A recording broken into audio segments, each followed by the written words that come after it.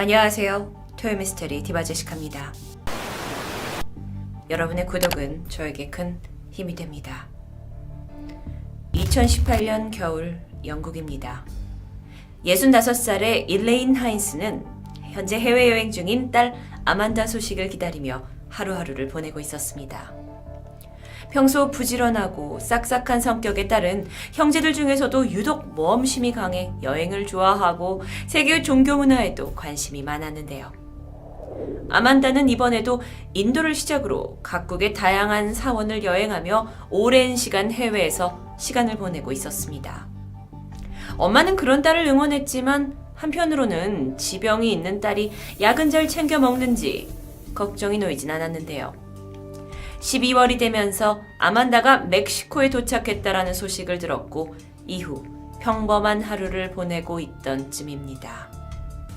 당시 아만다와 같이 여행을 하고 있던 친구에게서 갑작스런 문자 한 통을 받게 되는데 아만다가 갑자기 구토를 시작하면서 앓고 있고 또 물 한 모금도 넘기지 못하고 있어서 급히 병원으로 이송한다는 다급한 이야기였습니다. 영국에서 이 소식을 들은 가족은 사실 마음 졸이며 기다리는 것 말고는 당장 아무것도 할 수 있는 게 없었는데요. 그로부터 12시간 뒤 가족들의 간절한 마음이 무색하게도 41살의 아만다는 병원에서 사망했다라는 소식이 전해집니다. 가족들에게는 참을 수 없는 슬픔이 밀려왔죠. 그리고 얼마 후 딸의 시신이 영국으로 보내졌고 사망한 그녀의 모습을 본 가족들은 머리를 맞은 듯 엄청난 충격에 휩싸입니다. 가족에게 돌아온 그녀의 이 차가운 주검에는 눈과 심장 그리고 뇌가 빠져 있었기 때문인데요. 이 시신을 살펴본 영국 쪽의 검시관 베이컨은 부검을 하긴 했지만 도저히 죽음의 원인을 규명하는 것은 불가능하다라는 결론을 내게 됩니다. 그 이유가 원인을 알아내기 위한 주요 장기가 모두 사라져버렸기 때문이었는데요. 사실 아만다는 일형 당뇨병을 앓고 있었습니다. 완치는 불가능했고 그냥 평생 당뇨를 잘 조절하면서 가지고 사는 병이라고 인식이 되어 있는데 특이한 점은 평생 인슐린 주사를 가지고 다니면서 자신에게 놔야 한다라는 점입니다.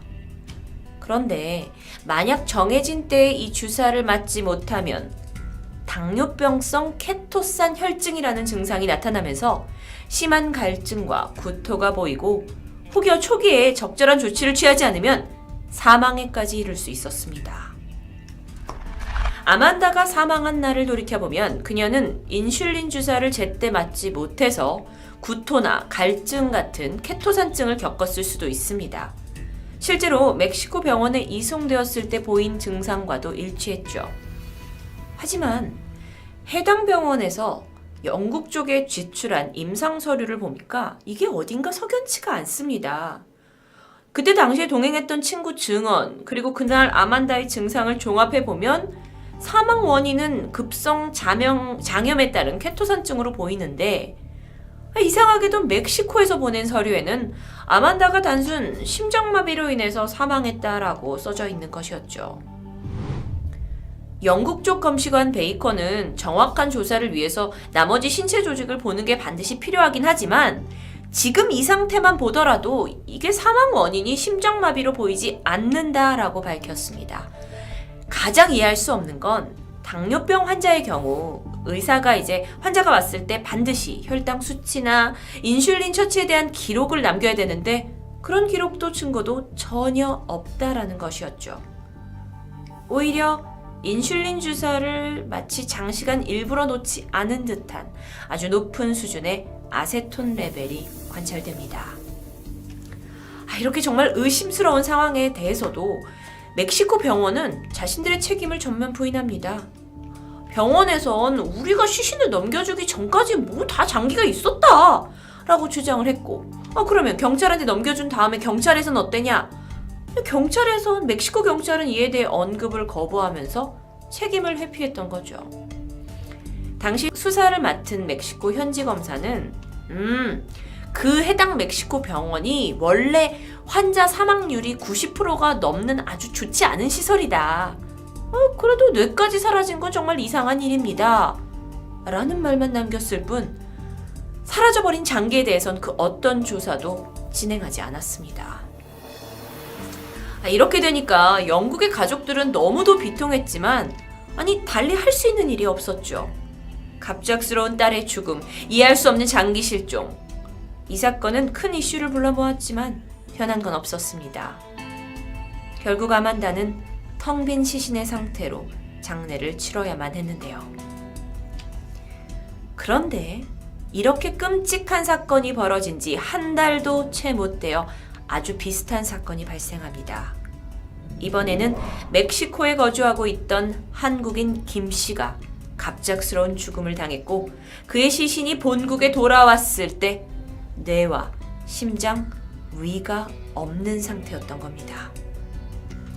멕시코 현지에서 태권도 도장을 운영하는 35살 한국인 김 씨는 1월 2일 자정에 다른 교민 몇몇과 언쟁을 벌이게 됩니다.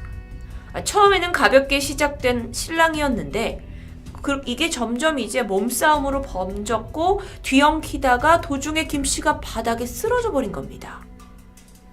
당시 목격자들은 김 씨가 갑자기 소리를 내며 기절했다고 말했고요. 하지만 기절한 김 씨가 이내 상태가 좀 좋지 않다라고 판단이 되었고 바로 병원으로 이송을 했지만 김 씨는 결국 뇌출혈을 일으켜 죽음을 피하지 못했습니다. 그런데 멕시코 현지 부검에 의해 김 씨의 죽음이 자연사로 결론이 납니다. 몸싸움과는 상관이 없이 김 씨가 건강 상태가 좋지 않아서 뇌출혈이 발생했다고 판단을 해버린 거죠.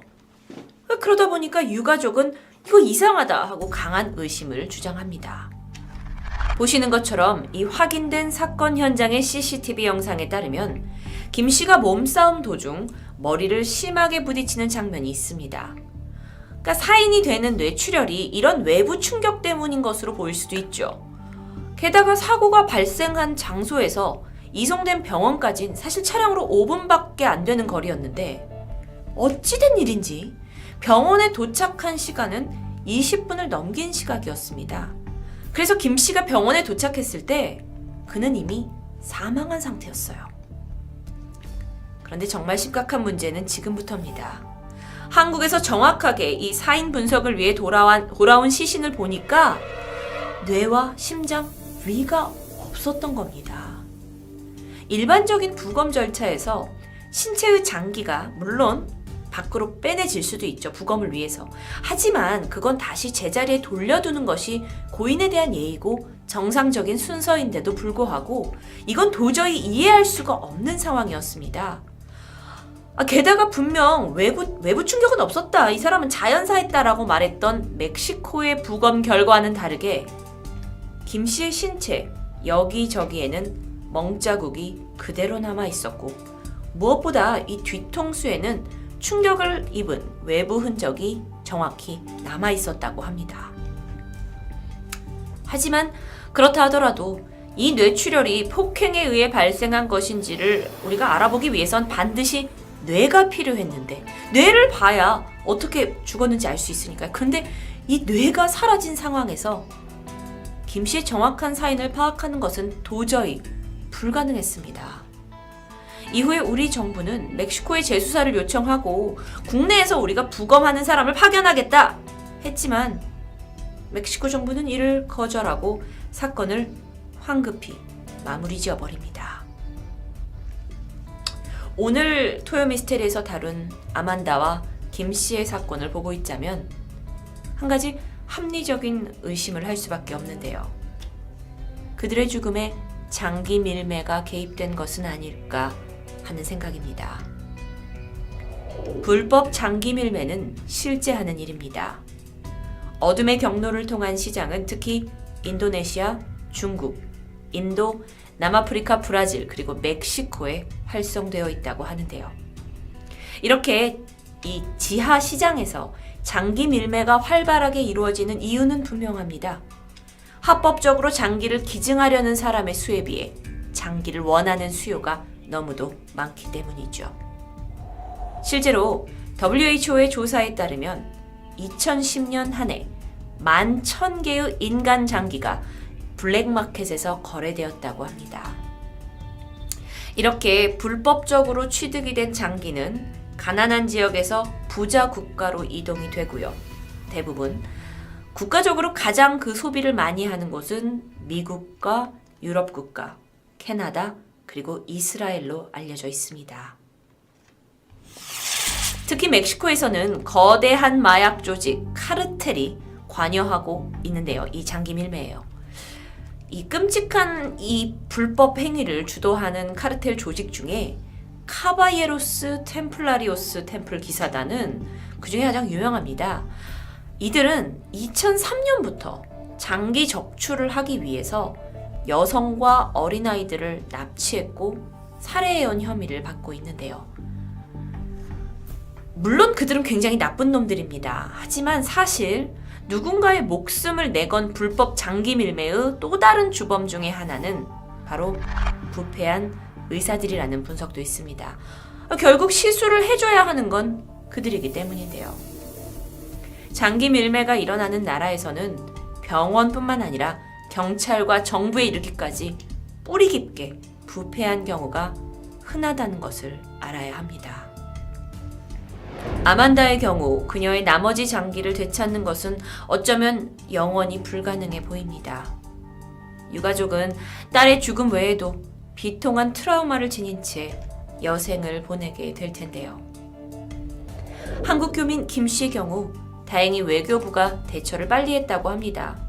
김 씨의 부인이 청와대 청원 게시판을 통해서 올렸고 사건이 알려졌고 주 멕시코 대사관은 즉시 경찰 영사를 파견해서 시신을 가져오게 했는데 그렇다 하더라도 김 씨 사망 사건 자체에 대한 조사는 물론이고 애초에 장기가 어디로 사라졌는지는 전혀 설명이 되고 있질 않기 때문에 이 유가족의 슬픔은 여전히 남아 있습니다. 해당 사건의 재수사에 대한 내용은 꽤 시간이 흐른 지금까지도 정확히 알려진 바는 없습니다. 아직도 한참 어린 두 자녀와 부인을 두고 타국에서 안타깝게 사망한 김 씨. 유가족이 가장 원하는 것은 고인의 억울함이 없도록 진실을 밝히는 게 아닐까요?